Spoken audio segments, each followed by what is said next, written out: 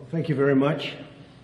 I want to start by thanking the Supreme Court for its unanimous decision today. It was a very important decision. We're very well crafted, and I think it will go a long way toward bringing our country together, which our country needs.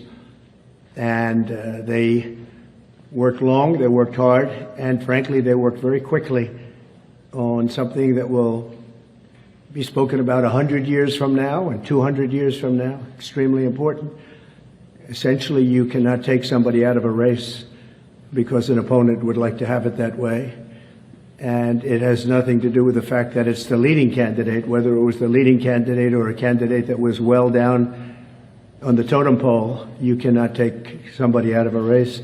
The voters can take the person out of the race very quickly, but a court shouldn't be doing that, and the Supreme Court saw that very well. And I really do believe that will be a unifying factor, because while most states were thrilled to have me, there were some that didn't, and they didn't want that for political reasons. They didn't want that because of poll numbers, because the poll numbers are very good. We're beating President Biden in almost every poll. New York Times came out yesterday with a very big poll for us. So they didn't like that, and you can't do that. You can't do what they tried to do. And hopefully Colorado, as an example, will unify. I know there's tremendous support. They've brought our support up very strong in Colorado, because people in Colorado thought that was a terrible thing that they did. And while we're on the subject, and another thing that will be coming up very soon will be immunity for a president, and not immunity for me, but for any president. If a president doesn't have full immunity, you really don't have a president, because nobody that is serving in that office will have the courage to make, in many cases, what would be the right decision, or it could be the wrong decision. It could be, in some cases, the wrong decision, but they have to make decisions, and they have to make them free of all terror that can be rained upon them when they leave office, or even before they leave office. And some decisions are very tough. I can tell you that as a president, that some decisions to make are very tough. I took out ISIS, and I took out some very big people from the standpoint of a different part of the world. Two of the leading terrorists, probably the two leading terrorists ever that we've ever seen in this world. And those are big decisions. I don't want to be prosecuted for it. Another president wouldn't want to be prosecuted for it. It had a tremendously positive impact. It stopped everything cold. And sometimes you have to make, they were tough decisions. Sometimes you have to make decisions like that. When you make a decision, you don't want to have your opposing party or opponent, or even somebody that just thinks you're wrong, bring a criminal suit against you, or any kind of a suit when you leave office. I have that right now at a level that nobody's ever seen before. I have rogue prosecutors, and I have rogue judges. I have judges that are out of control. And it's a very unfair thing for me, but serving perhaps as a sample to others of what should not be happening when you make good decisions. And in my case, the economy was great. We didn't go into any wars. We totally defeated ISIS. We provided the largest tax cuts in history. We provided the largest regulation cuts in history. But think of it, no wars. We beat ISIS 100% of the caliphate. And there were no wars. We did a job that was great, but maybe I wouldn't have done that. The caliphate, defeating them, was very powerful. It was going to take 4 years. It took me 4 months. But it was a very strong dictum that I gave. I said, get them, defeat them, end it. We were fighting for 20 years against ISIS, and we did it very quickly. I don't want to be prosecuted. In that case, it worked out very well. There will be some things that perhaps don't work out so well, but I don't want to be prosecuted because I decided to do something that is very much for the good of the country, and actually for the good of the world. A president shouldn't have that on his mind, and he has to have a free and clear mind when he makes very big decisions, or it's going to be nothing more than a ceremonial post. You'll be president, it'll be a wonderful thing, and you won't do anything because you don't want to be hit by your opponent or hit by somebody else, because who wants to leave office and go through what I've gone through? I'm being prosecuted by Biden, my opponent, because every one of these things, whether it's Fannie Willis or Bragg, these are local and state, but they're in total coordination with the White House. You can't do that. It shouldn't be done. I mean, a thing like that, in the case of the DA's office, they put one of the top people, maybe the second person, in the Manhattan DA's office to get Trump. They had a Hillary Clinton lawyer leave the law firm, very prestigious big law firm, leave the law firm to go into the DA's office to get Trump, Pomerantz, Mr. Pomerantz. So he goes in to become a prosecutor, worked for the Democrat Party and Hillary Clinton, goes in to prosecute Donald Trump at a local level, in total coordination with the Department of Justice, meaning Biden. And then you have the Fannie Willis, or as she would say, Fani, F-A-N-I, but Fani. And she hired somebody, knew the person long before this horrible prosecution took place. And she went out and she paid him an unbelievable amount of money, more money than he ever had dreamt possible, much more money than other people that do that for a living. He never did it at all, had no experience in it at all. And they had obviously a conflict. We don't have to go into that, but they were able to get a lot of money because it was a high-profile person. Me, I'm a very high-profile person. So they were able to pay him close to $1 million when he was not equipped to do the job, and she's not equipped to do the job, and that case should end immediately. That case is so conflicted, nobody's ever seen anything like it. And then you have deranged Jack Smith, who's a Trump hater and represents all the Trump haters, and he's going wild. He's just a wild man. He's been overturned unanimously by the Supreme Court. Went after other people over the years. He's had great failure. But he's mean, he's nasty, he's unfair. And the judges on these cases, they're all Trump haters.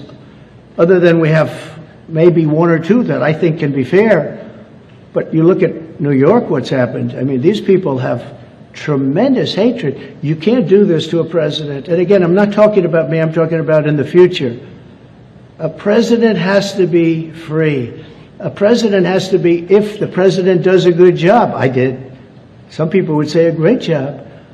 But if the president does a good job, a president should be free and clear and frankly celebrated for having done a good job.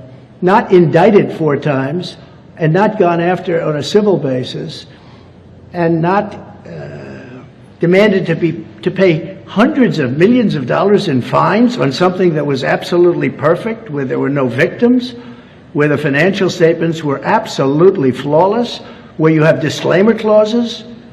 I mean, nobody's ever had a thing like this. I wasn't given a jury, and I had a clubhouse judge just come up with this number on a perfect loan and very conservative financial statements. But even at that, if you look, the disclaimer says don't rely on the financial statements in any way, shape, or form. Go out and do your own work. The bank in question had the most sophisticated lawyers in the world, frankly, one of the top law firms anywhere in the country, and they can defend themselves. What guys like Bragg and Letitia James and Fani and deranged Jack Smith, what they should be doing is fighting violent crime. And that would lead me to the end. I will say that President Biden, number one, stop weaponization. Fight your fight yourself. Don't use prosecutors and judges to go after your opponent, to try and damage your opponent so you can win an election. Our country is much bigger than that. The other thing I say to President Biden, close the borders now. This is not sustainable for our country. It's not sustainable for our cities. Our country is under siege. This is a violent thing that you've done. And many people are dying.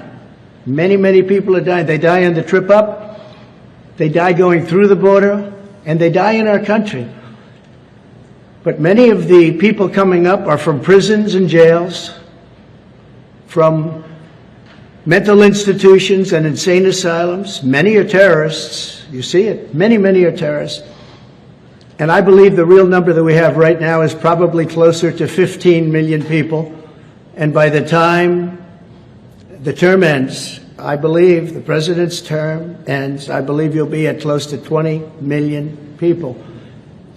That's almost larger than any state in the Union. Our country, it is not sustainable. Many of these people are tough.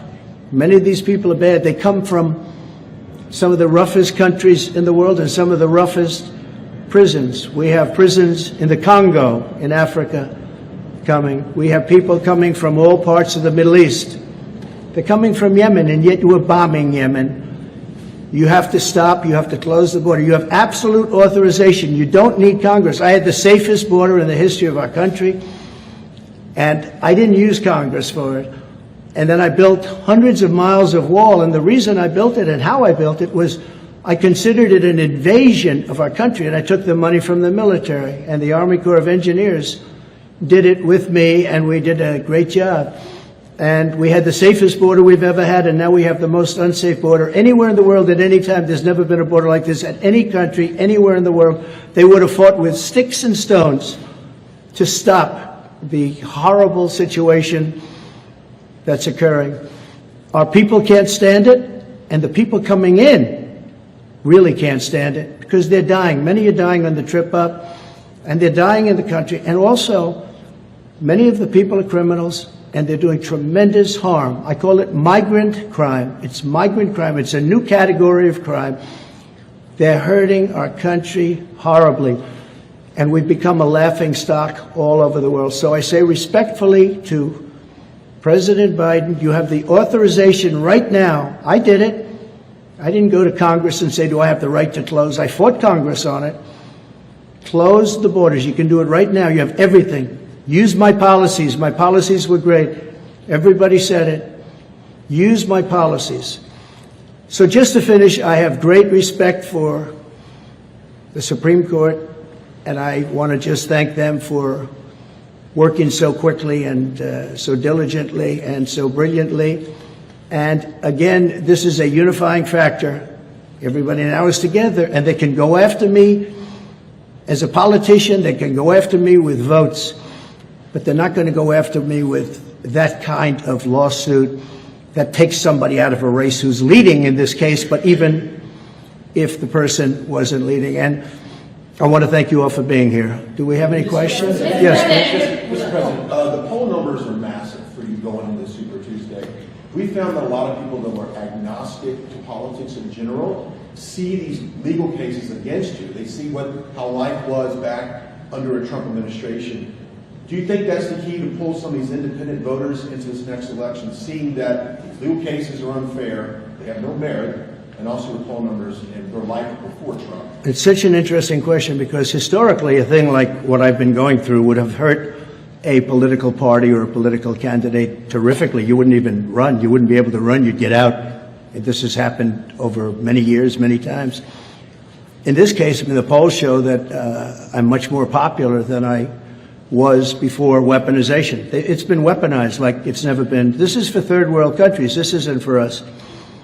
Biden ought to drop all of these things. And frankly, he may do better if he does, because people would say, wow, that was very reasonable. Look, they're all, the state, the city, and the federal, they're all coordinated.